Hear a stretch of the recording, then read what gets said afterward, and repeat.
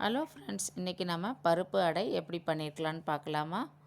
நல்லா டேஸ்ட்டான நல்லா காரமான அடை. நான் ஒரு சின்ன கிளாஸால் 3 கிளாஸ் புழுங்கல் அரிசியை ஊற வச்சுருக்கேன். அதுக்கு தகுந்த மாதிரி காரத்துக்கு தகுந்த மாதிரி மிளகாய் எடுத்துக்கோங்க. அரிசியை கொஞ்சம் வாஷ் பண்ணிவிட்டு பெருங்காயம், மிளகாய் வத்தல் போட்டு கொஞ்சம் மிளகு போட்டிருக்கேன், போட்டு நல்லா அரைச்சிருக்கோம். இன்னொரு வாட்டி அரிசியை போட்டு கொஞ்சம் வெங்காயம் ஒன்று கட் பண்ணி போட்டிருக்கேன், அதையும் அரைச்சிருக்கேன். அதுக்கப்புறம் பருப்பு எல்லாத்தையும் நல்லா ஒன்றா மிக்ஸ் பண்ணிடலாம்.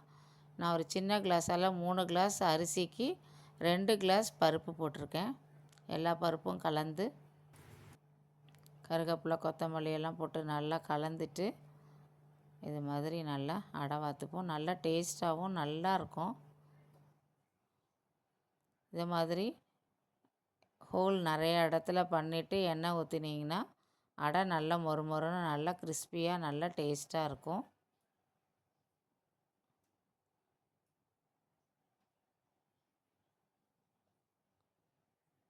இதுக்கு சட்னி, சாம்பார், நாட்டு சர்க்கரை ரொம்ப நல்லாயிருக்கும். தொட்டுண்டு சாப்பிட்லாம். அவியல் பண்ணாலும் நல்லாயிருக்கும். நான் நாட்டு சர்க்கரையும் அடையும் ரெடி. தேங்க்யூ.